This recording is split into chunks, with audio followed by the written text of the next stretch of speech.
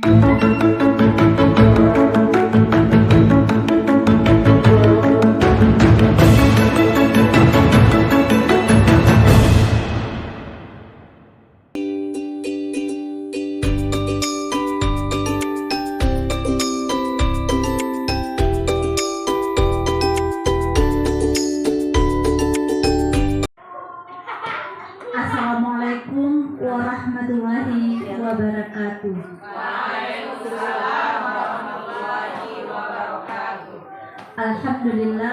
Alhamdulillahirabbil alamin. Wassalatu wassalamu ala asrofil anbiya'i wal mursalin sayyidina Muhammadin wa ala alihi wa ashabihi rasulillahi ajma'in. Asyhadu an la ilaha illallah wa asyhadu anna Muhammadan abduhu wa rasuluh. Yang sama-sama kita hormati Ibu Kepala Sekolah SD Negeri 21 Payakumbuh, Ibu Haji Handrawati. Yang sama-sama kami hormati Bapak Ibu Majelis Guru SD Negeri 21 Payakumbuh, yang mana sudah berkesempatan untuk hadir dalam mengikuti diseminasi tentang penyampaian pemahaman dan penerapan budaya positif yang akan nanti disampaikan oleh calon guru penggerak.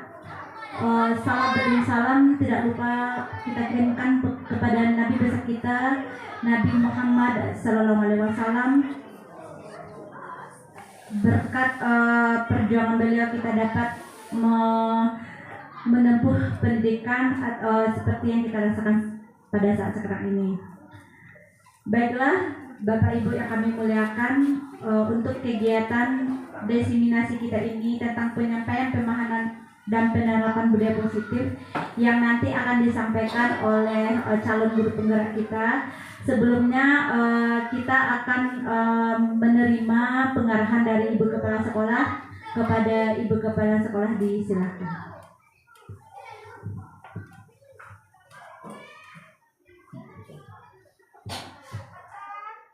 Bismillahirrahmanirrahim. Assalamualaikum warahmatullahi wabarakatuh. Waalaikumsalam warahmatullahi wabarakatuh. Rabbi shrah li sadri wa yassir li amri wahlul 'uqdatam min lisani yafqahu qawli. Alhamdulillahirabbil alamin. Mari kita bersyukur kehadiran Allah Subhanahu wa taala yang selalu melimpahkan rahmat dan hidayah kepada kita, sehingga sampai saat ini kita masih diberi kesempatan untuk bisa bersama-sama di ruangan ini untuk sama-sama menuntut ilmu. Selawat beserta salam kita kirimkan buat junjungan kita, yakni Nabi besar Muhammad Sallallahu Alaihi Wasallam, yang sama-sama kita hormati atau kita banggakan calon guru penggerak angkatan ke-11, angkatan 10 ya, angkatan 11, angkatan ke-11 dari SD kita, SD 21 Payakumbuh, yang sedang menjalani pendidikan, yang kemudian yang sama-sama kita banggakan juga Bapak Ibu yang berkesempatan hadir pada siang hari ini untuk mengikuti kegiatan diseminasi budaya positif yang nanti akan disampaikan oleh 3 orang ya, calon guru penggerak kita.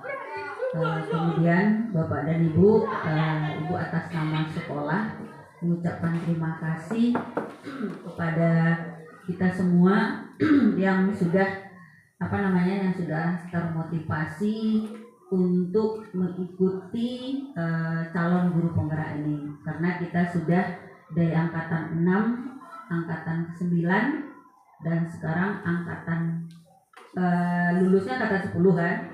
Nah, cuman pendidikannya di angkatan ke-11. Ada juga 3 orang. Di angkatan ke-9 kita ada 5 orang. Kemudian yang masih parkir judulnya ada 2 orang. Mudah-mudahan parkir ini segera bisa mengikuti pendidikan. Kemudian yang belum kemarin mengikuti, tentu Ibu sangat berharap kawan-kawan bisa termotivasi juga untuk mengikutinya untuk angkatan ke-12, karena angkatan ke-12 itu konon kabarnya tidak dibatasi dengan usia dan masa kerja. Jadi tentu dengan mengikuti kegiatan guru penggerak ini banyak hal-hal yang dapat kita jadikan yang muaranya nanti adalah untuk peserta didik kita. Contoh, hari ini diseminasi budaya positif. Artinya calon guru penggerak bagaimana bisa mendiseminasikan budaya positif tentu kepada peserta didik yang ada di sekolah kita. Nah, dan tentu harapan ibu budaya positif ini itu kita lakukan sepanjang hari atau sepanjang waktu. Nah, makanya dengan kegiatan ini ibu sangat berharap sekali budaya positif ini memang berbudaya bagi anak-anak kita. Contoh yang sangat sederhana sekali, karena kita juga sudah mengangkat tema dari P5 yaitu gaya hidup berkelanjutan. Nah, tema kita waktu itu mengangkat tentang memilah sampah yang ada di lingkungan sekolah. Nah, itu kan sebetulnya sangat sederhana. Jadi bagaimana kita menerapkan kepada siswa kita atau kepada warga sekolah agar menjadikan kebiasaan-kebiasaan tersebut menjadikan kebiasaan yang terus-menerus, artinya tidak pernah berhenti. Nah, bagaimana caranya? Ya, dengan melalui Bapak Ibu guru penggerak ini, mana kita menekankannya kepada anak-anak. Karena apa Bapak Ibu? Untuk melakukan sesuatu yang lebih baik itu memang sangat sangat susah dan tentu dengan usaha yang maksimal bisa kita lakukan.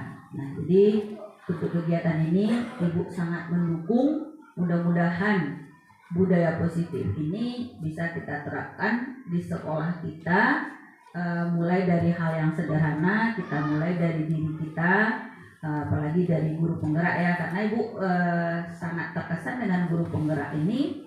Motonya kan luar biasa, tergerak, bergerak, menggerakkan. Jadi tergerak dengan suatu kegiatan, kemudian bergerak melakukan kegiatan itu, setelah itu menggerakkan. Jadi menggerakkan, tentu kita di SD 21 menggerakkan warga sekolah kita. Nah, jadi Bapak dan Ibu nanti setelah calon guru penggerak akan berubah menjadi guru penggerak. Nah, setelah menjadi guru penggerak ini adalah mitra kerja dari kepala sekolah. Nah, jadi tentu harapan Ibu kepada guru-guru penggerak terdahulu ya, contoh kata 9 ada 5 orang. Nah, ini jadi mitra bagi kepala sekolah untuk berbagi, nah terutama budaya positif ini. Jadi itu saja mungkin, mudah-mudahan ibu-ibu yang ikut CGP angkatan 11 ini bisa menyelesaikan tugasnya sampai selesai. Sekarang kabarnya sudah di modul 5 ya. Nah, sampai modul iya, sudah modul 5 sekarang yang diselesaikan. Sudah masuk ke 5 kan? Nah, dan juga kita akan dapat apresiasi dari pengajar prakteknya. Nah, jadi memang calon guru penggerak di SD 21 ini bagus-bagus dan luar biasa. Jadi Ibu inginnya itu dipertahankan dan nanti kita amalkan atau kita laksanakan setelah betul-betul kita menjadi guru penggerak. Juga himbauan Ibu kepada guru penggerak saat ini, mari kita bergerak dan menggerakkan kegiatan yang kita lakukan di SD 21 Payakumbuh. Itu saja mungkin yang perlu Ibu sampaikan pada kegiatan hari ini. Selamat mengikuti kegiatan diseminasi. Mudah-mudahan kegiatan ini berjalan lancar dari awal sampai selesai. Banyak maaf, wabillahi taufiq wal hidayah. Assalamualaikum warahmatullahi wabarakatuh. Waalaikumsalam warahmatullahi wabarakatuh.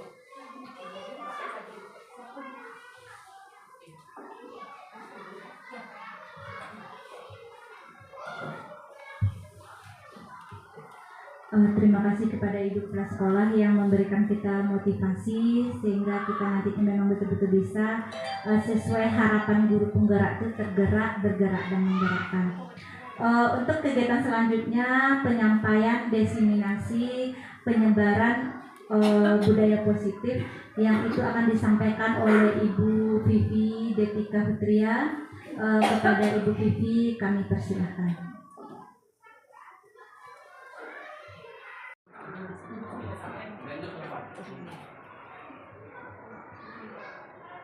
Terima kasih saya ucapkan kepada moderator yang telah memberikan waktu dan tempatnya untuk saya untuk bisa memaparkan diseminasi budaya positif hari ini. Sebelumnya terima kasih saya ucapkan kepada rekan-rekan Majelis Guru SD 21 yang juga telah berkesempatan hadir pada kegiatan saya hari ini.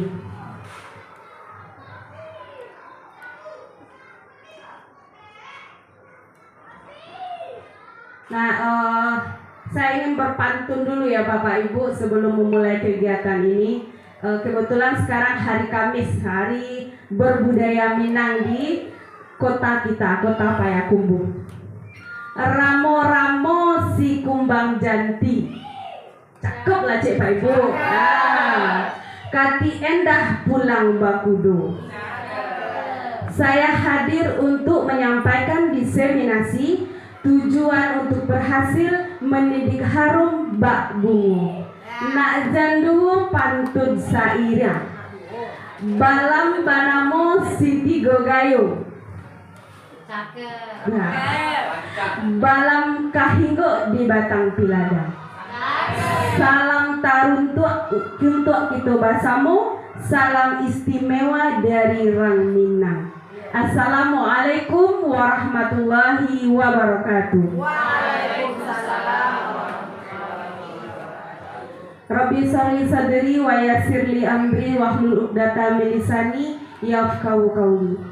Puji syukur kita ucapkan kehadiran Allah Subhanahu wa taala yang telah melimpahkan rahmat dan karunia-Nya kepada kita semua sehingga kita dapat hadir pada kegiatan hari ini.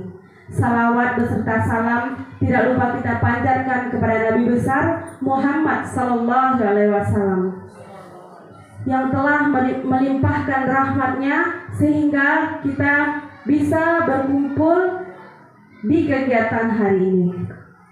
Baiklah Bapak Ibu semuanya, tujuan saya hari ini untuk mengadakan diseminasi yaitu untuk menyebarkan pemahaman dan penerapan pengalaman budaya positif.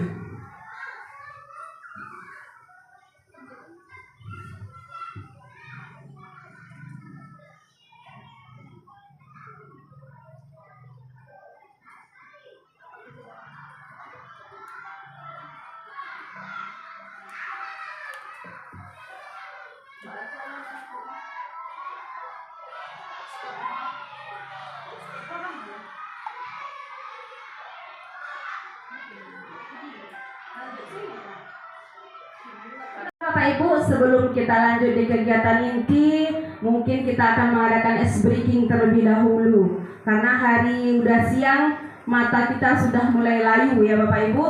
Sekarang saya ingin Bapak Ibu sekarang sudah berpasangan ya, cari pasangannya berdua sama teman. Nah, salah satu teman kita mengepalkan salah satu tangan A. Jadi salah satu teman kepalkan tangannya. Nah, ya, setelah dikepalkan, coba bayangkan bahwa teman kita yang satu menyimpan sesuatu yang sangat berharga. Jadi tidak boleh lepas. Nah, di dalam kepalan tangan A ada sesuatu yang sangat berharga. Jadi teman kita perlu menjaga benda tersebut sekuat tenaga karena apa yang ada di genggam itu sangatlah penting. Oke? Dan teman satu lagi Bapak Ibu mencoba dengan segala cara membuka tangan teman yang satu lagi, membujuk atau bisa menghardik, memarahi, yang penting berupaya untuk bisa membukanya Bapak Ibu. Silakan Bapak Ibu coba. Ayo Bapak Ibu, silakan dicoba. Bagaimana caranya bisa Bapak Ibu membuka, merayu, menghardik, menggoda atau menggelitik sekalipun.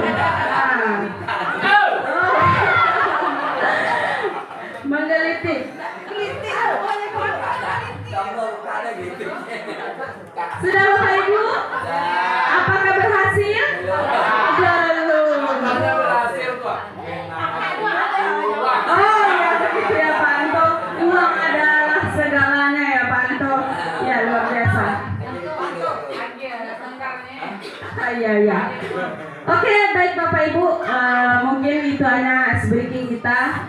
Di sini permainan ice breaking ini mungkin bisa mengontrol kita ya Bapak Ibu.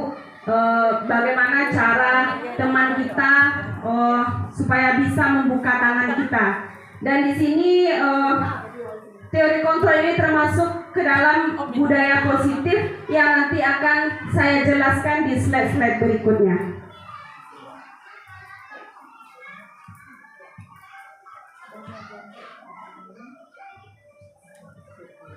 Baik Bapak Ibu, di sini ada konsep inti budaya positif, di mana di sini ada perubahan paradigma belajar. Yang kedua, disiplin positif. Yang ketiga, nilai-nilai kebajikan. Yang keempat, kebutuhan dasar manusia. Yang kelima, motivasi perilaku manusia. Yang keenam, posisi kontrol guru. Yang ketujuh, keyakinan kelas. Dan yang kedelapan, segitiga restitusi. Nah, di sini saya ingin Bapak Ibu dari kedelapan konsep inti budaya positif ini, di apa saja yang sudah Bapak Ibu lakukan di kelas. Mungkin saya meminta 1 atau 2 pendapat masukan rekan-rekan dari SD 21. Apa yang sudah Bapak Ibu lakukan dari kedelapan konsep inti budaya positif ini? Ya mungkin Bu Helen.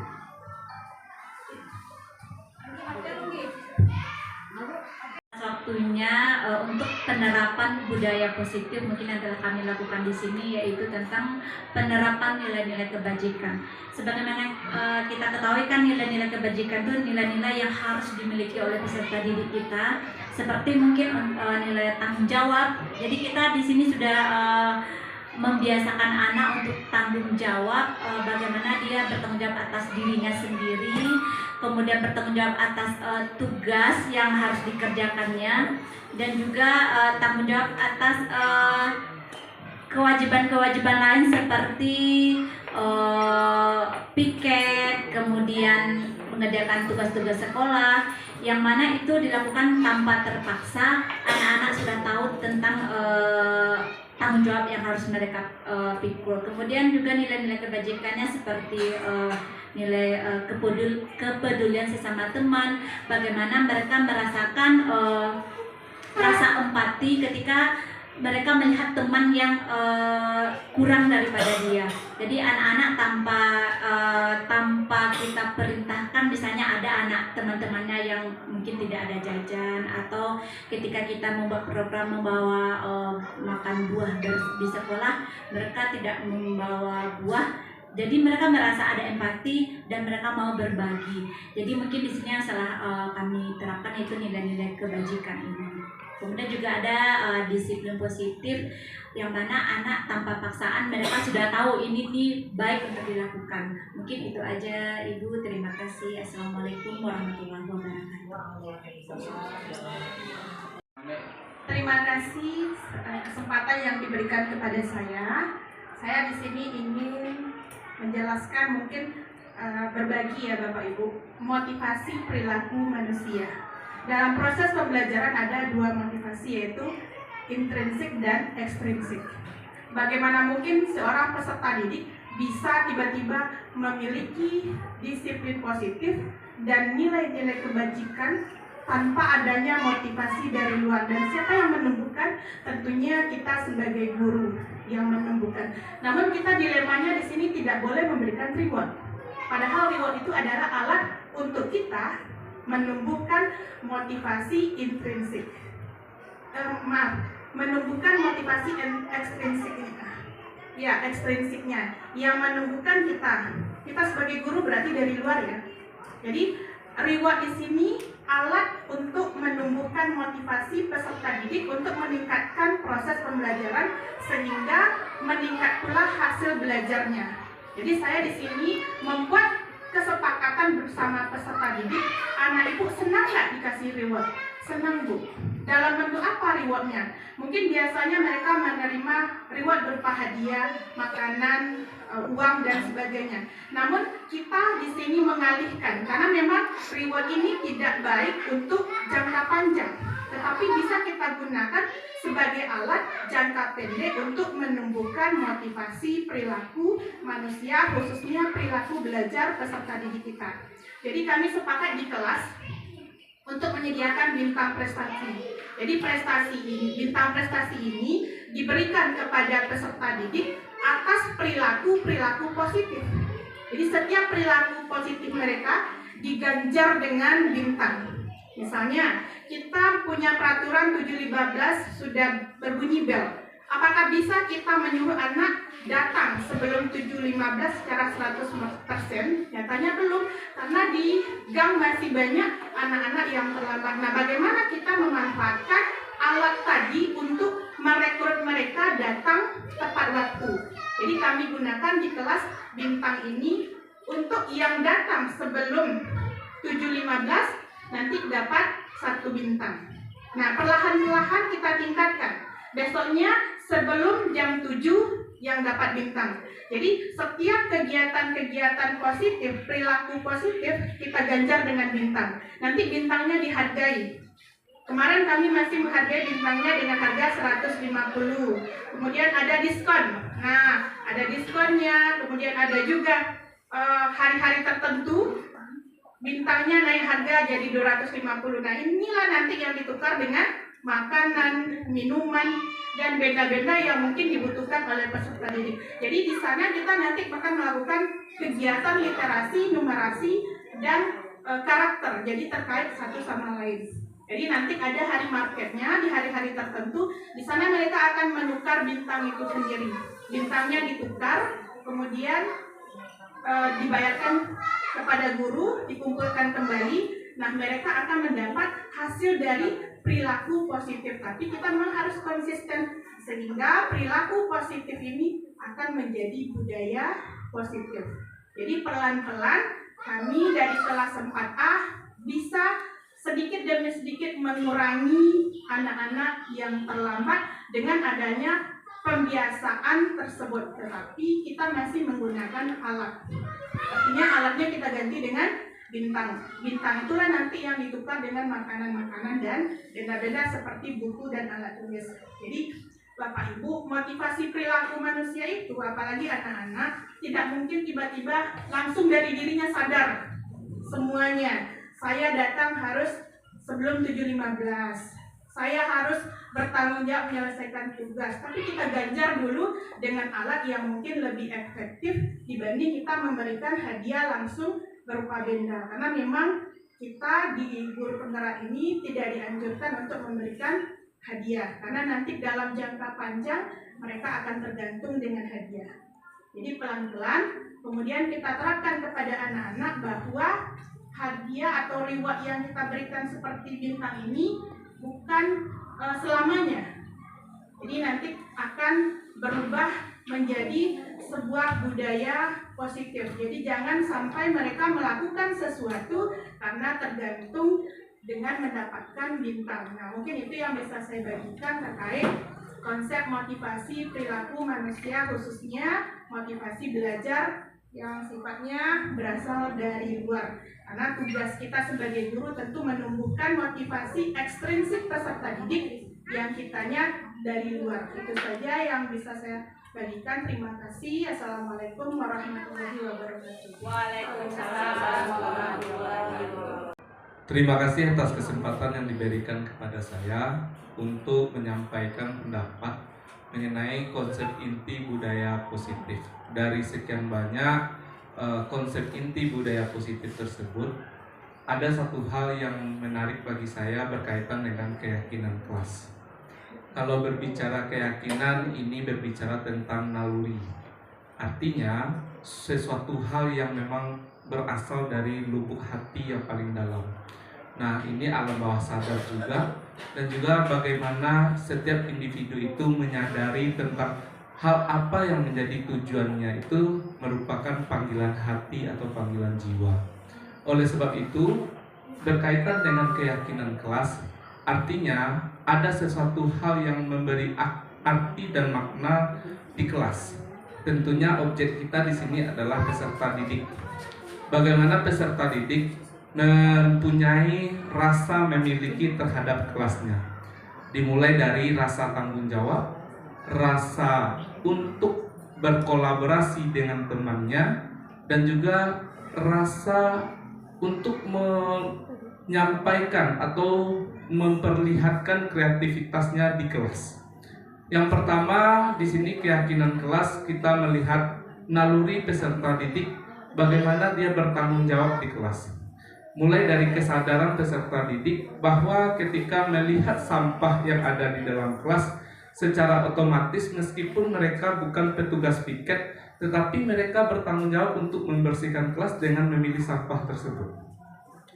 Dan yang selanjutnya berkaitan dengan keyakinan kelas, ada rasa memiliki dengan teman-temannya. Nah, disinilah ketika mereka sadar bahwa pentingnya teman yang lain di dalam kelas, artinya mereka akan paham bahwa keberagaman di dalam kelas itu adalah sesuatu hal yang kaya akan ilmu, kaya akan ide, kaya dengan suatu kreativitas dalam kolaborasi di kelas. Nah, disinilah posisi kontrol guru untuk memfasilitasi agar keyakinan kelas di peserta didik ini sadar memiliki teman. Nah, hal ini juga sangat mendukung pembulian-pembulian di kelas itu akan terminimalisir tersendiri dengan adanya keyakinan kelas di setiap individu peserta didik. Oleh sebab itu, bagaimana peran guru nantinya yang akan mengendalikan peserta didik di kelas agar tumbuh dengan pesatnya keyakinan kelas di setiap individu peserta didik itu sendiri. Dan yang ketiga, keyakinan kelas ini berkaitan dengan rasa memiliki kelas untuk melahirkan kreativitas. Artinya, ketika peserta didik di dalam kelas ada sesuatu hal yang tidak nyaman ketika melihat dinding kelasnya yang polos saja, tentu mereka akan berpikir bagaimana dinding kelas itu terlihat indah, terlihat bagus dan nyaman oleh mata mereka, ataupun memberikan suasana yang baik ketika mereka belajar.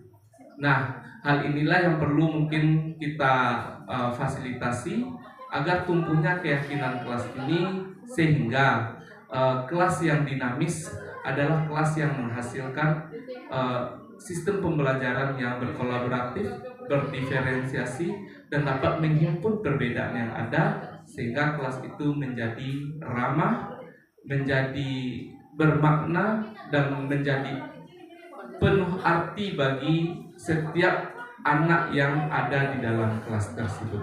Mungkin itu saja yang dapat saya sampaikan pada hari ini. Terima kasih. Assalamualaikum warahmatullahi wabarakatuh. Waalaikumsalam. Terima kasih Bapak Guru Hebat, Majelis Guru Hebat SD 21 Payakumbuh atas pendapat dan pengalamannya tentang konsep inti budaya positif yang telah diterapkan di kelas masing-masing. Kita beri aplaus dulu Bapak Ibu untuk kita semuanya, luar biasa. Baik Bapak Ibu, di sini ada pembelajaran dengan paradigma baru. Pembelajaran dengan paradigma baru merupakan pembelajaran yang dirancang berdasarkan pembelajaran berdiferensiasi, sehingga para peserta didik belajar sesuai dengan kebutuhannya, berdasarkan tahap perkembangan sesuai dengan teori psikologis modern untuk mewujudkan profil pelajar Pancasila.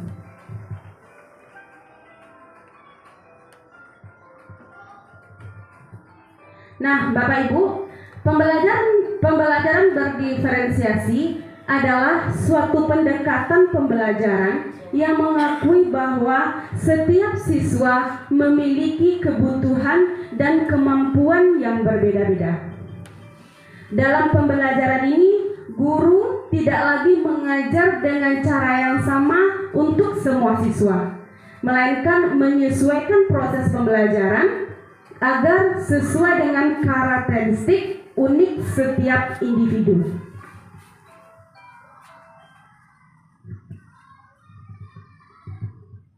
Nah, Bapak Ibu, di sini bagaimana cara menerapkan pembelajaran berdiferensiasi. Di sini ada terdapat konten, yaitu guru dapat memberikan materi pembelajaran yang berbeda-beda, tingkat kesulitannya sesuai dengan kemampuan siswa kita. Yang kedua ada proses. Di sini guru dapat memberikan berbagai pilihan aktivitas pembelajaran, seperti proyek, diskusi kelompok, atau presentasi, agar siswa dapat memilih aktivitas yang paling sesuai dengan gaya belajar mereka sendiri. Dan yang ketiga di sini ada produk. Guru dapat memberikan berbagai pilihan dalam bentuk produk akhir, seperti laporan tertulis, presentasi atau portofolio, agar siswa dapat menunjukkan pemahaman mereka dengan cara yang berbeda-beda. Selanjutnya Bapak Ibu, di sini ada penilaian, di mana guru dapat menggunakan berbagai bentuk penilaian untuk mengukur pemahaman siswa, seperti tes tertulis, proyek, atau observasi.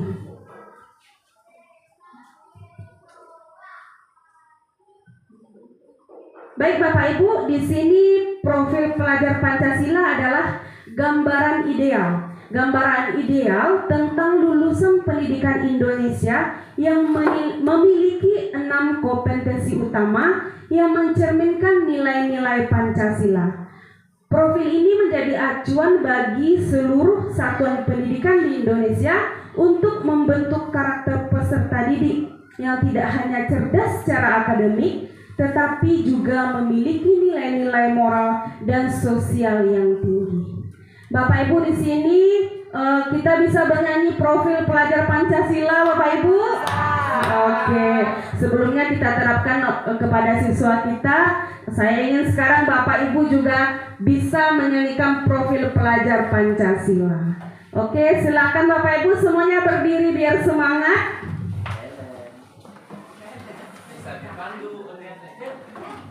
Oke Bapak Ibu, 1, 2, 3. Pelajar Pancasila beriman dan bertakwa pada Tuhan Yang Esa dan berakhlak mulia, berkebinekaan global, gotong royong mandiri, kreatif dan bernalar kritis. Oke, luar biasa Bapak Ibu, terima kasih. Kita lanjut Bapak Ibu. Di sini ada 6 kompetensi utama profil pelajar Pancasila. Yang pertama seperti yang kita nyanyikan tadi, beriman, bertakwa kepada Tuhan Yang Maha Esa dan berakhlak mulia. Di sini kita mampu menunjukkan perilaku yang sesuai dengan ajaran agama dan keyakinan kita masing-masing, serta memiliki akhlak yang baik dalam berinteraksi dengan Tuhan, sesama manusia, alam, dan negara. Yang kedua, berkebinekaan global. Kita di sini harus mampu menghargai keberagaman budaya, agama, suku, dan ras, serta mampu berinteraksi dengan orang-orang dari latar belakang yang berbeda. Kemudian yang ketiga Bapak Ibu, bergotong royong. Di sini kita harus mampu bekerja sama dengan orang lain untuk mencapai tujuan bersama, serta memiliki sikap saling membantu dan peduli terhadap sesama. Selanjutnya Bapak Ibu, mandiri. Di sini kita mampu mengambil keputusan sendiri, bertanggung jawab atas tindakan, dan memiliki inisiatif untuk belajar dan mengembangkan diri kita. Selanjutnya, bernalar kritis. Kita harus mampu menganalisis informasi, memecahkan masalah, dan membuat keputusan berdasarkan fakta dan data yang ada. Selanjutnya kreatif. Di sini ya Bapak Ibu, kita harus mampu menghasilkan ide-ide yang baru, berpikir inovatif dan mengekspresikan diri melalui berbagai bentuk karya. Nah, Bapak Ibu, mengapa profil pelajar Pancasila itu penting? Nah, di sini karena profil pelajar Pancasila ini bisa membentuk karakter bangsa dan bertujuan untuk membentuk generasi muda yang memiliki karakter kuat, berakhlak mulia dan cinta tanah air. Yang kedua, bisa meningkatkan kualitas pendidikan. Profil pelajar Pancasila ini menjadi pedoman bagi guru dan sekolah dalam merancang pembelajaran yang efektif dan relevan dengan kebutuhan siswa kita. Dan yang ketiga, menyiapkan generasi masa depan. Profil pelajar Pancasila bertujuan untuk menyiapkan lulusan yang siap menghadapi tantangan global dan mampu berkontribusi bagi kemajuan bangsa.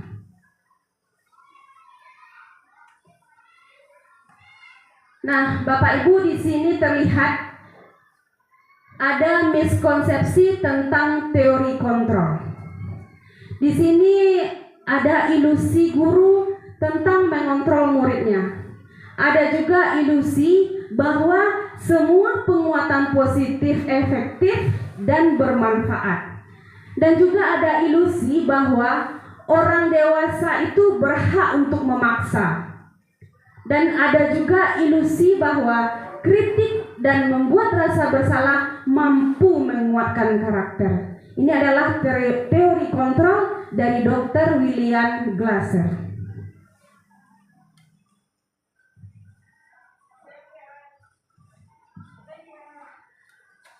Kita lanjut Bapak Ibu, di sini ada dua tabel ya. Yang bisa mengubah paradigma stimulus respon ke pendekatan teori kontrol. Di sini ada stimulus respon. Yang pertama yaitu realitas atau kebutuhan kita itu sama. Di sini teori kontrolnya ternyata realitas dan kebutuhan kita itu berbeda. Yang kedua, semua orang melihat hal sama. Nyatanya teori kontrolnya setiap orang memiliki gambaran berbeda. Yang ketiga, kita mencoba mengubah orang agar berpandangan sama dengan kita. Nyatanya teori kontrol, kita berusaha memahami pandangan orang lain tentang dunia.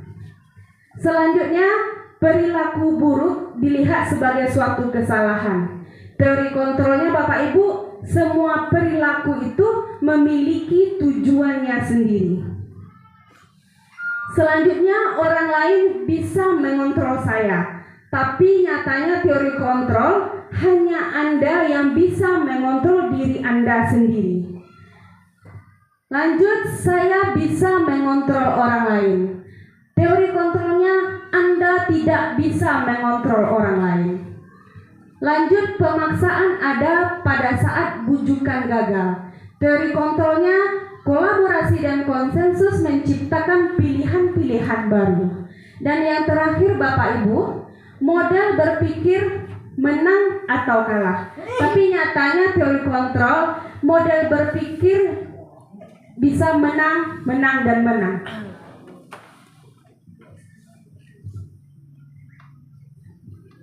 Nah, Bapak Ibu, seperti yang sama-sama kita lihat di sini ada disiplin positif.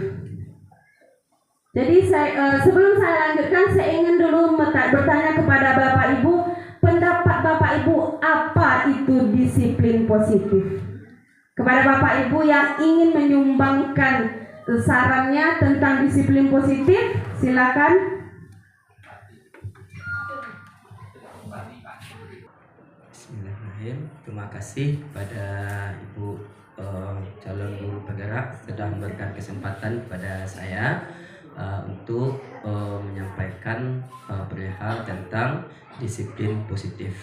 Ya, dimana disiplin positif ini sesuatu yang sangat dibutuhkan oleh seorang siswa ya, yang akan menjadi kunci keberhasilan bagi siswa untuk kesuksesan masa depan siswa nantinya. Nah, di mana menurut saya disiplin positif ini merupakan satu hal ya yang dapat menumbuhkan sikap disiplin ya yang dari dalam diri siswa tersebut ya, tanpa hukuman ataupun imbalan. Jadi di mana disiplin ini betul-betul berasal dari dalam diri anak tersebut. Jadi tidak ada paksaan. Nah, betul-betul atas kesadaran dari diri mereka untuk melaksanakan sesuatu hal yang mereka anggap itu baik dan berdampak baik pada dirinya. Nah, jadi misalnya siswa saya, saya ajak mereka berpikir untuk disiplin positif ini tentang hal kehadiran, pentingnya kehadiran misalnya. Nah, saya ajak mereka berpikir, seandainya kita punya budaya disiplin positif dalam hal kehadiran, maka apa positifnya yang kita terima? Apa pula positifnya yang bisa diterima oleh orang lain? Jadi dampak positif itu tidak hanya pada diri kita saja, ya anak saja yang akan merasakan dampak positif tersebut, maka sekitarnya, orang sekitarnya, teman-teman juga dapat merasakan dampak dari sikap disiplin positif itu. Nah, contohnya masalah kehadiran tadi, anak datang tepat waktu, mereka punya rasa kepuasan tersendiri, bisa datang lebih awal daripada temannya dan bisa melakukan banyak kegiatan lain. Nah, mengisi waktunya di awal tersebut. Nah, dengan hal-hal positif, dengan hal-hal yang bermanfaat, dengan kegiatan literasi, dengan kegiatan mengaji, ya, dan dengan kegiatan positif lainnya. Dan begitu juga dampak bagi temannya apa? Dampak bagi temannya tidak mengganggu proses pembelajaran. Ya, ini salah satu contoh disiplin positif dengan adanya masalah kehadiran nih. Nah, ini kehadiran yang sudah kami terapkan atau saya terapkan pada anak-anak, dan ini berasal dari anak-anak sendiri. Saya ajak anak berpikir. Nah, kemudian tidak hanya disiplin kehadiran yang saya tanamkan ke anak, ajak anak berpikir apa dampak positif dan untuk dia dan untuk orang lain, dan juga hal-hal lain, ya, hal-hal lain dalam proses pembelajaran dalam rangka mempersiapkan diri untuk ujian misalnya. Nah, mari kita belajar. Mari kita belajar dengan kesadaran kita tanpa disuruh-suruh oleh orang tua, ya, tanpa disuruh oleh guru, diingatkan oleh guru. Nah, bahwasanya kita belajar itu penting, ya. Nah, insyaallah anak kita dalam mempersiapkan diri untuk ujiannya, dia akan timbul kesadaran, oh bahwa saya besok ujian, saya ini harus menghafal, saya harus belajar, gitu kan? Nah, jadi tidak perlu orang tua menyuruh. Di saat mereka ujian, mereka juga tidak mengandalkan teman-teman untuk mendapatkan jawaban, contekan, tidak, karena dia sudah mempersiapkan diri, ya, dari rumah. Ya, dia sudah punya kesadaran. Saya tadi udah belajar loh, mempersiapkan diri untuk ujian, maka saya akan percaya diri, ya, dalam menghadapi ujian ini. Jadi saya tidak perlu nyontek, saya tidak perlu tanya sama teman. Saya yakin dengan apa yang saya pelajari, insya Allah saya dapat menjawab ujian. Nah, ini yang saya tumbuhkan juga ke anak-anak, dan anak-anak pun insya Allah alhamdulillah dia mau mengikuti, dan memang setiap kali ujian, nah anak ini memang betul-betul mempersiapkan dirinya, dan bahkan mereka saling mengingatkan satu sama lain. Teman-teman, besok kita belajar, besok ada ujian, ya jangan lupa belajar, ya gitu. Jadi mereka pun saling mengingatkan, ya, dan untuk kebaikan, bukan saling mengingatkan dalam untuk memberikan jawaban saat ujian, tidak. Ketika ujian dilaksanakan, mereka tidak ada lagi yang memberikan jawaban, nyontek, tidak ada. Ini adalah suatu hal disiplin positif menurut saya yang tumbuh dari dalam diri anak-anak. Ya, jadi bagi saya disiplin positif ini penting sekali ya,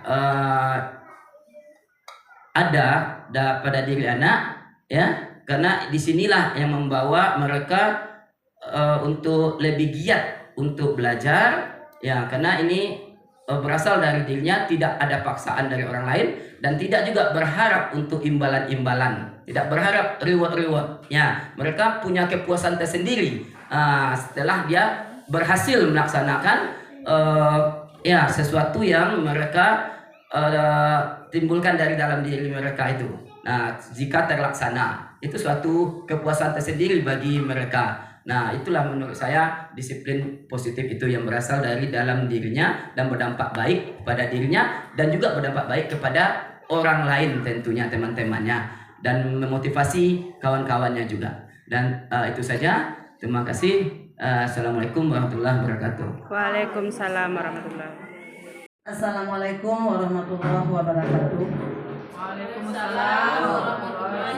Terima kasih pada Ibu calon guru penggerak yang telah memberikan waktu dan kesempatan kepada saya untuk menyampaikan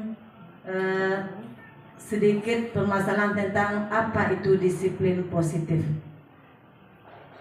Bapak dan Ibu, disiplin sebenarnya sudah bisa kita katakan hal yang positif, karena dengan disiplin inilah kita bisa menjalankan sesuatu itu sesuai dengan harapan dan bisa mendapatkan hasil yang sangat memuaskan. Sekarang ini dengan adanya disiplin positif, saya mengartikan bahwa salah satu yang kita harapkan kepada peserta didik itu penerapan yang dilakukannya itu betul-betul berasal dari kesadaran yang ada di dalam dirinya. Artinya kita tidak perlu memberikan hukuman atau imbalan atau hadiah karena dia sudah melakukan sesuatu sesuai dengan harapan kita. Oleh sebab itu, bagaimana trik kita bisa menjalankan disiplin positif ini kepada anak-anak kita? Mungkin dengan cara-cara kita masing-masing. Pertama, kita memulainya dari diri sendiri. Kemudian kita menghimbau kepada para peserta didik kita agar kebiasaan baik itu harus kita laksanakan secara berkelanjutan. Karena kita yakin dan percaya disiplin positif ini pasti bisa membawa kita ke hal-hal yang sangat memuaskan. Terutamanya bagi peserta didik kita, tentu dia mengharapkan nilai atau hasil yang sesuai dengan harapan yang sudah kita programkan. Bapak dan Ibu, mungkin menurut saya disiplin positif itu yang intinya kita berharap datangnya dari kesadaran diri peserta didik kita. Tidak perlu kita memberikan janji-janji berupa hadiah, reward, atau kita ancam dengan hukuman-hukuman yang sifatnya bisa membuat anak takut atau bisa berdampak lain terhadap psikologis anak kita. Terima kasih. Assalamualaikum warahmatullahi wabarakatuh. Waalaikumsalam warahmatullahi wabarakatuh. Luar biasa sekali masukan dari Bapak Ibu hebat kita. Kita berikan aplaus dulu yang meriah Bapak Ibu. Guru hebat SD 21 Payakumbuh. Baiklah Bapak Ibu, dari apa yang telah disampaikan tadi, disiplin positif ini berasal dari kata disiplina yang artinya adalah belajar. Disiplin mengacu pada disiplin diri yang memiliki tanggung jawab terhadap apa yang dilakukannya berdasarkan nilai-nilai yang diyakini. Disiplin sini merupakan salah satu cara penerapan yang bertujuan untuk menumbuhkan kesadaran serta memberdayakan peserta didik tanpa imbalan penghargaan atau reward, ancaman atau hukuman, seperti yang sudah Bapak Ibu bicarakan tadi. Nah, di sini sebagai pendidik, tujuan kita adalah menciptakan peserta didik yang memiliki disiplin diri sehingga mereka berperilaku dan mengacu kepada nilai-nilai kebajikan universal. dan memiliki motivasi intrinsik dalam perubahan perilaku ke arah yang lebih baik.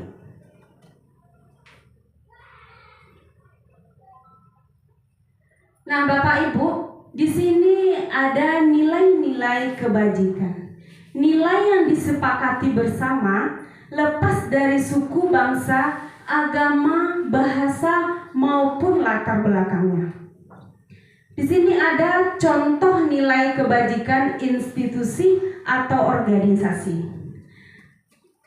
Nah, di sini Bapak Ibu ada terdapat profil pelajar Pancasila, di mana profil pelajar Pancasila itu adalah beriman dan bertakwa kepada Tuhan Yang Maha Esa dan berakhlak mulia, berkebinekaan global, gotong royong, mandiri, kreatif, dan bernalar kritis. Di mana Ibu Primary Years programnya adalah toleransi, rasa hormat, integritas, mandiri, menghargai, antusias, empati, keingintahuan, kreativitas, kerjasama, percaya diri, dan komitmen.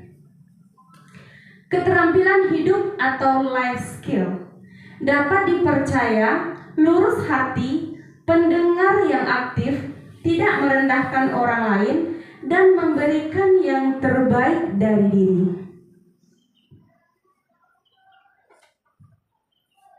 Nah, Bapak Ibu, di sini ada kebutuhan dasar manusia. Kebutuhan dasar manusia ini adalah segala sesuatu yang kita lakukan untuk mendapatkan yang kita inginkan. Seluruh tindakan yang kita lakukan memiliki tujuan tertentu, dan semua usaha terbaik yang kita lakukan adalah dalam rangka agar kebutuhan dasar kita terpenuhi dengan baik.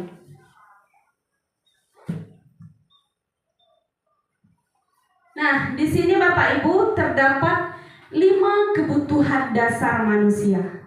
Yang pertama, bertahan hidup. Bertahan hidup ini kita harus bisa mampu untuk menjaga seperti kesehatan kita, ada keamanan, tempat tinggal, pakaian, dan makanan kita. Yang kedua ada penguasaan. Penguasaan di sini adalah harga diri, keinginan kita untuk dianggap. Dan yang ketiga ada kesenangan. Kesenangan di sini, kesenangan kita untuk bermain, humor, antusiasme atau tertawa. Yang keempat adalah kebutuhan kasih sayang dan rasa diterima. Rasa kita ingin diterima, ingin diperdulikan, berbagi kerjasama, menjadi bagian dalam kelompok. Dan yang kelima, Bapak Ibu, di sini ada kebutuhan kebebasan, mandiri, memiliki pilihan, mencoba hal baru, mampu mengendalikan arah dirinya.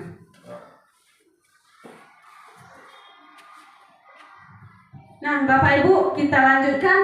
Di sini ada motivasi perilaku manusia. Yang pertama, motivasi ekstrinsik. Seperti yang sama sudah kita dengar tadi, Ibu Fitria sudah menjelaskan tadi, Bapak Ibu. Di sini ada motivasi ekstrinsik untuk menghindari ketidaknyamanan atau hukuman. Dan yang kedua yaitu untuk mendapatkan imbalan atau penghargaan dari orang lain. Dan yang kedua, Bapak Ibu, ada motivasi intrinsik. Di sini untuk menjadi orang yang mereka inginkan dan menghargai diri sendiri dengan nilai-nilai yang mereka percaya.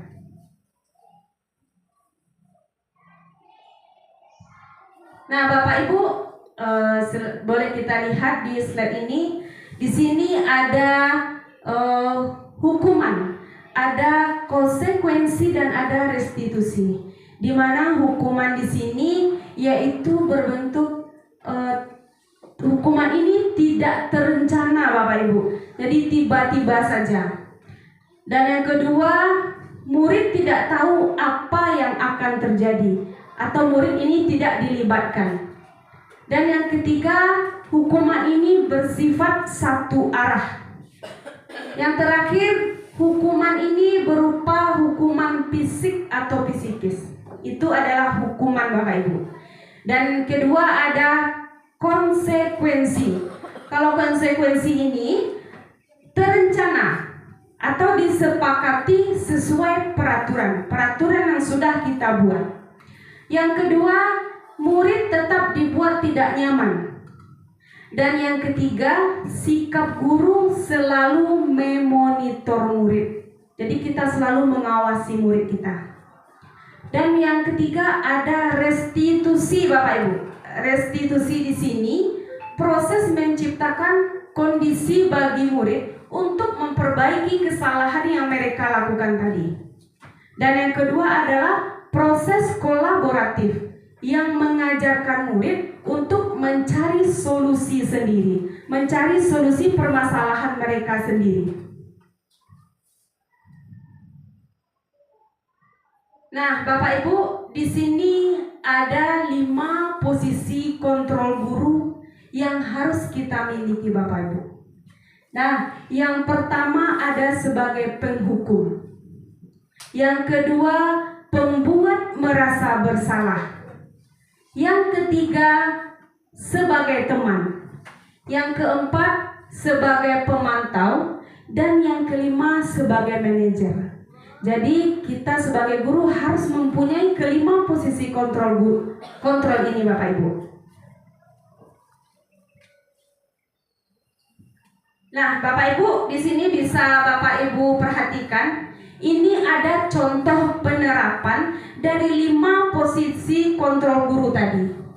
Di sini ada kasus, ya Bapak Ibu, kasus siswa tidak memakai atribut lengkap saat upacara bendera. Nah, di sini sesuai kasus ini termasuk kemana posisi kontrol guru kita Bapak Ibu. Jadi kita di sini memberi ada hormat pada bendera selama 1 jam. Berarti itu termasuk kepada penghukum. Dan yang kedua, berapa kali ibu atau bapak harus memberitahu kamu selalu saja mengecewakan bapak ibu. Jadi termasuk di sini pembuat merasa bersalah.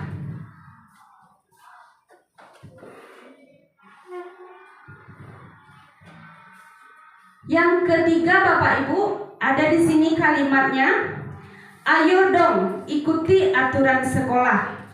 Tolong bantu ibu atau bapak ya sekali ini. Ya sudah tidak apa-apa. Lain kali jangan sampai berbuat seperti ini lagi ya. Jadi sebagai posisi kontrol mana Bapak Ibu yang bisa kita terapkan? Ya, kita bisa sebagai teman. Selanjutnya, kamu sudah melanggar peraturan sekolah. Kamu tahu konsekuensinya? Setelah upacara kamu beli atributnya ke koperasi dan jangan diulang lagi. Ini termasuk kemana Bapak Ibu? Iya, pemantau. Kita sebagai guru memantau siswa kita. Dan yang terakhir Bapak Ibu, di sini ada kalimat, apakah kamu tahu kesalahanmu? Kira-kira bagaimana kamu memperbaiki kesalahanmu? Ke posisi kontrol mana Bapak Ibu? Manajer. Nah, Bapak Ibu, di sini saya ingin bertanya Bapak Ibu, kira-kira ke posisi kontrol yang mana kalimat ini masuknya Bapak Ibu? Berapa kali Bapak harus memberitahu kamu ya? Gimana coba kalau orang tua kamu tahu kamu berbuat salah begini? Kemana kira Bapak Ibu? Iya, pembuat rasa bersalah. Oke, ini ada kalimat kedua. Peraturannya apa? Apa yang telah kamu lakukan? Sanksi atau konsekuensi apa? Gimana maksudnya Bapak Ibu? Penghukum? Manajer ya Bapak Ibu?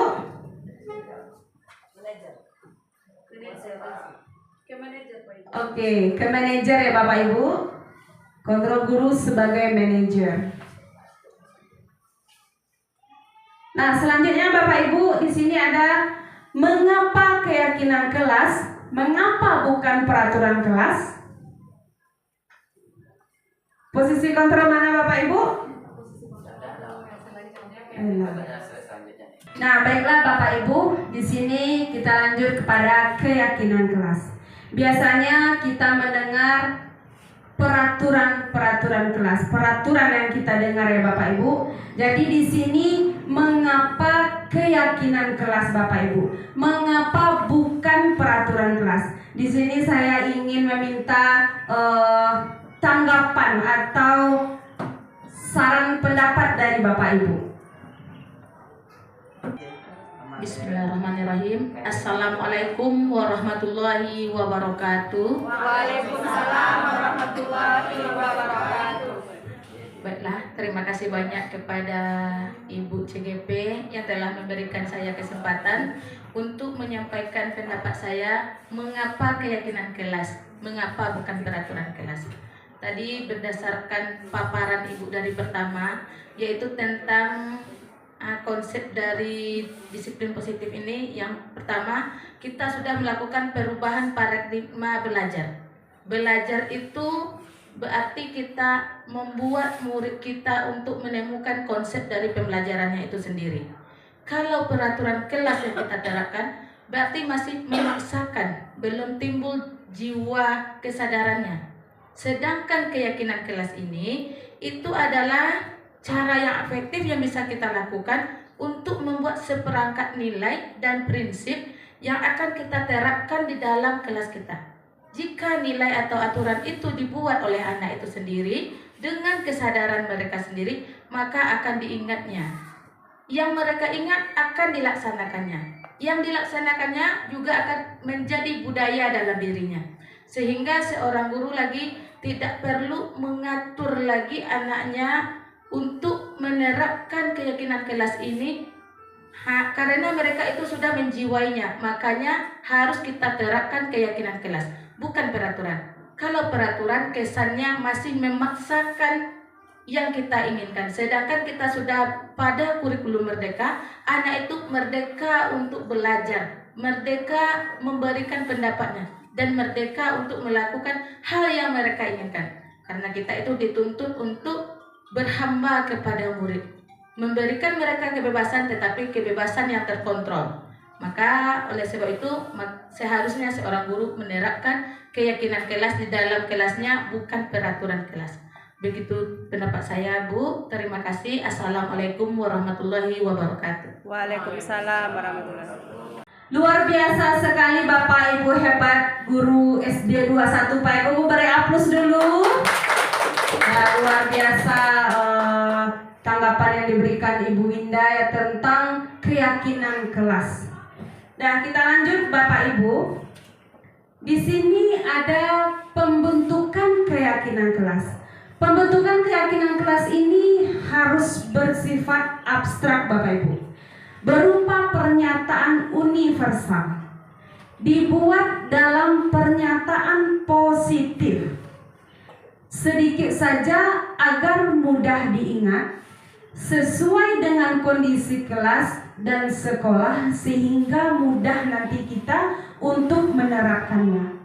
Dan yang terakhir, semua warga sekolah atau kelas harus dilibatkan saat membuat keyakinan kelas tersebut.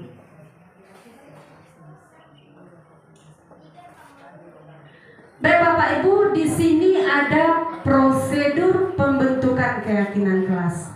Yang pertama, semua warga bebas berpendapat tentang peraturan yang perlu disepakati. Yang kedua, kita mencatat masukan-masukan. Yang ketiga, menyusun keyakinan kelas dan mengganti kalimat negatif menjadi kalimat positif. Yang keempat, kita perlu meninjau kembali pendapat-pendapat yang telah dicatat tadi. Yang keenam, kita meninjau ulang kembali. Dan setelah dibuat, ditinjau dan disetujui dengan menandatanganinya. Dan yang terakhir Bapak Ibu, keyakinan kelas yang telah kita buat, kita dapat meletakkannya di dinding kelas agar nanti anak-anak kita bisa selalu melihat keyakinan kelas yang sudah disepakati bersama.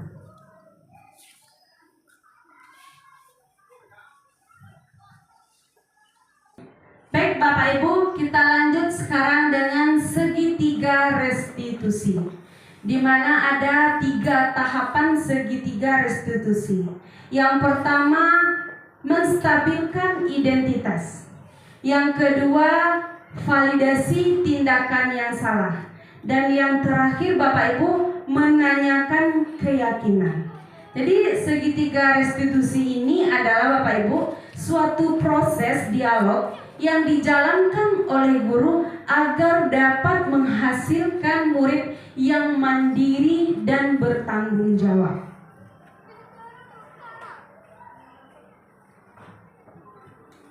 Nah Bapak Ibu, dari 3 tahapan tadi, yang pertama yaitu menstabilkan identitas. Berdasarkan prinsip membuat kesalahan adalah bagian dari proses pembelajaran. Di sini ada beberapa contoh kalimat yang bisa kita gunakan Bapak Ibu. Yang pertama yaitu kalimat berbuat salah itu wajar. Yang kedua, tidak ada manusia yang sempurna. Yang ketiga, ibu atau bapak juga pernah melakukan hal itu.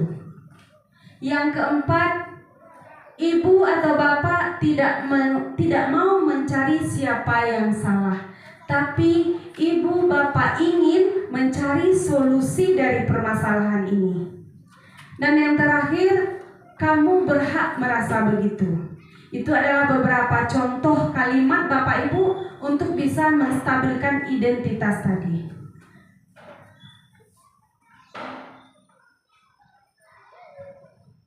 Dan yang kedua Bapak Ibu, ada di sini validasi tindakan yang salah. Ada beberapa contoh kalimat yang bisa kita terapkan. Yang pertama, kamu pasti punya alasan mengapa kamu melakukan hal itu. Yang kedua, padahal kamu bisa melakukan yang lebih buruk dari ini ya. Yang ketiga, kamu patut bangga karena telah melindungi sesuatu yang penting buatmu. Dan yang terakhir, kamu melakukannya karena mempertahankan sesuatu yang penting bagimu. Itu adalah beberapa contoh kalimat validasi tindakan yang salah Bapak Ibu. Dan yang selanjutnya Bapak Ibu, yang ketiga dari tahapan segitiga restitusi yaitu menanyakan keyakinan. Di sini ada beberapa contoh kalimat. Yang pertama, apa keyakinan kelas yang sudah kita buat? Yang kedua, nilai-nilai apa yang telah kita sepakati bersama? Yang ketiga, seperti apa gambaran sebuah kelas yang ideal menurut kamu? Dan yang terakhir, kamu ingin menjadi orang yang seperti apa? Nah, di situ adalah contoh menanyakan keyakinan kepada siswa kita. Baiklah Bapak Ibu, di sini sebelum saya menutup kegiatan ini, saya ingin memberikan semangat dulu Bapak Ibu sebelum saya akhiri. Kita sama-sama tepuk semangat ya Bapak Ibu, agar kita semangat terus. Baiklah Bapak Ibu, kita tepuk semangat. Tepuk semangat dong dong. Dang dang. Ding ding ding. Dung dung dung. Dang dang dang. Ding ding ding. Dung dung dung. Say. Aha aha ma. Aha aha nga. Aha aha semangat. Oke Bapak Ibu, kesimpulan diseminasi saya hari ini, yaitu dalam penerapan program disiplin positif, hendaknya kita sebagai guru memiliki standar kepribadian profesional dan sosial yang baik, di mana kita sebagai guru mampu merefleksi dirinya dalam posisi kontrol. Bagaimana perjalanan dirinya sebagai among atau manajer yang menuntun murid menjadi insan yang mandiri, merdeka, dan bertanggung jawab. Baiklah Bapak Ibu, terima kasih atas kesempatannya. Akhir kata saya ucapkan Assalamualaikum warahmatullahi wabarakatuh.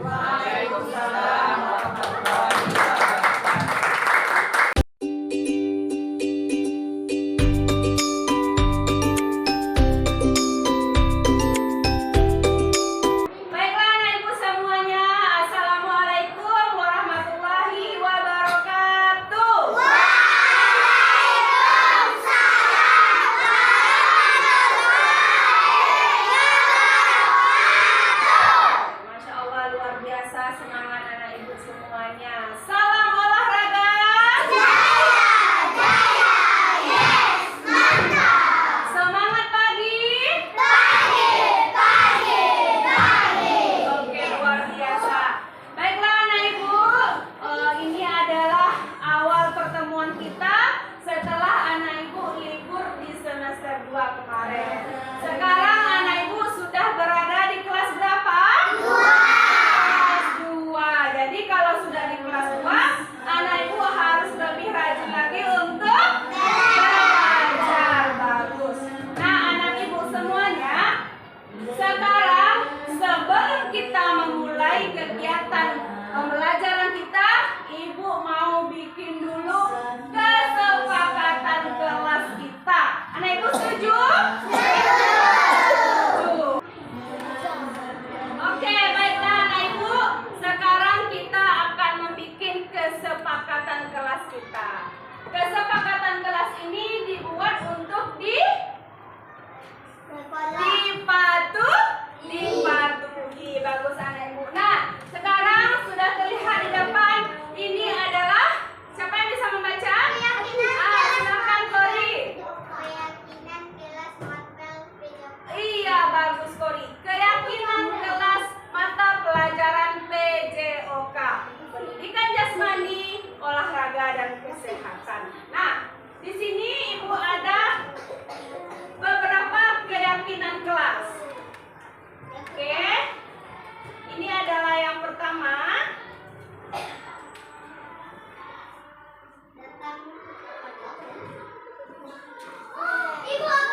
Apa ini ya, silakan Alki. Alka bu. Iya Alka. Aku bu. Iya.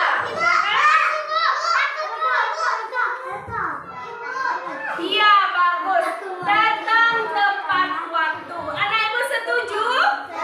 Setuju. Semuanya setuju datang tepat waktu? Setuju. Bagus. Yang kedua.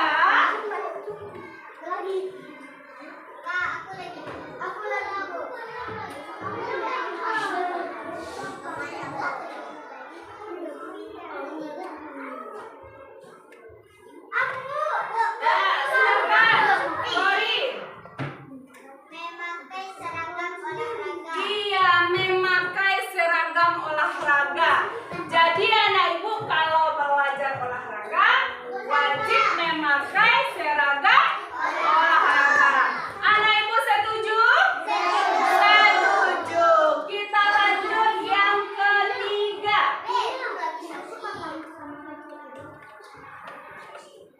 Dan ini adalah yang ketiga. Silakan Mika, perempuan lagi.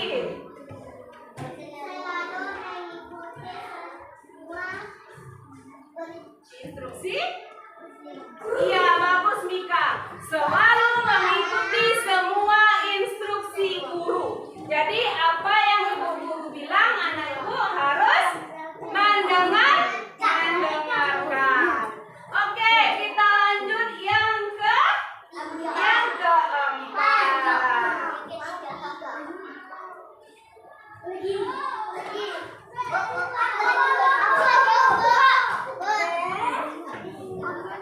Mana tadi? Ayo Hasbi lagi. Silakan ya. Nanti kita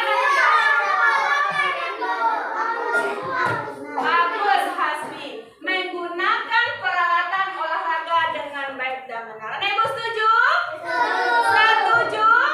Setuju. Oke, kita lanjut yang kelima.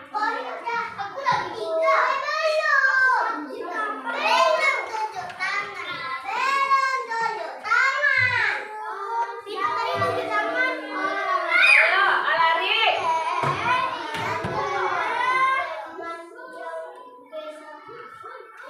Sulitan.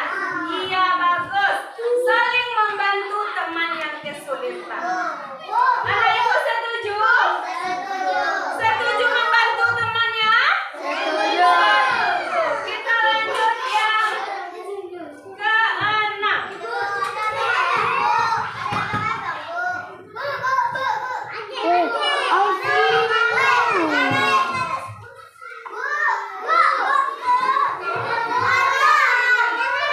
Ya, Novelin, silakan. Ayo Novelin. Jadi,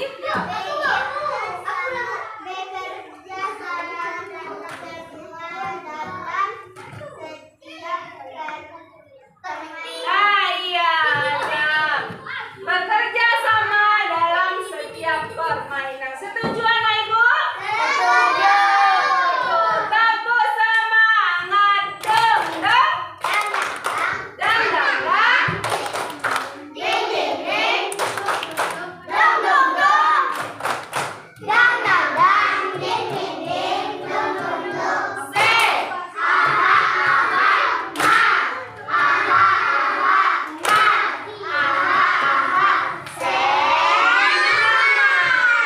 Nah, anak ibu, di sini ada 6 keyakinan kelas kita yang harus dipatuhi. Kalau dilanggar ada konsekuensinya? Ada? Ada. Nah, kita lihat yang pertama. Datang tempat waktu. Kalau anak ibu tidak datang tepat waktu, apa konsekuensinya? Ia terlambat. Dapat hukuman dari ibu. Ya, apa hukumannya? Ayah memilih sampah yang ada di kelas kita. Agar apa? Agar bersih kelas kita. Iya. Nah, yang kedua, memakai seragam olahraga. Kalau anak ibu tidak memakai seragam olahraga, apa konsekuensinya? Tidak boleh ikut olahraga. Karena kita kalau olahraga memakai seragam olahraga. Bagus. Kita lanjut yang ketiga. Selalu mengikuti semua instruksi guru. Nah, ada konsekuensinya? Ada. Kalau tidak mengikuti perkataan guru gimana? Marah ibu gurunya? Ya, apa hukumannya? Hah?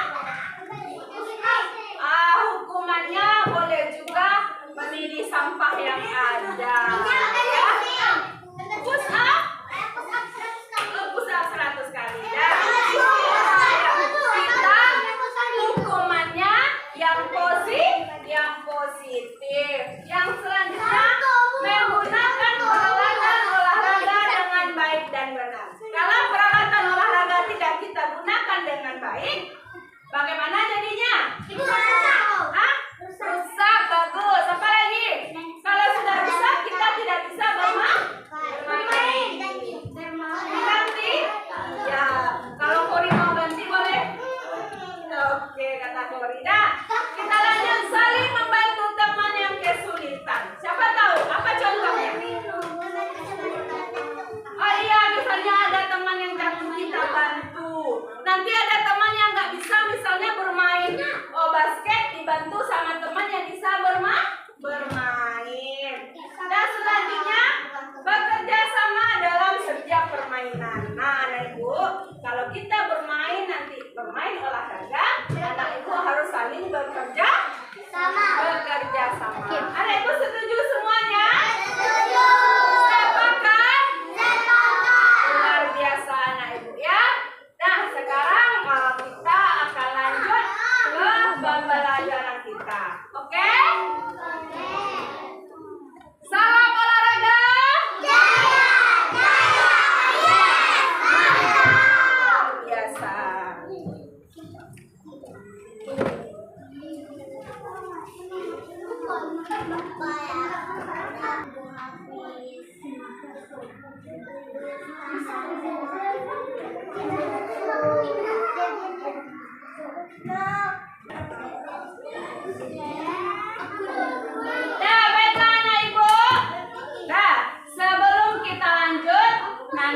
Ibu mau? Ada Ibu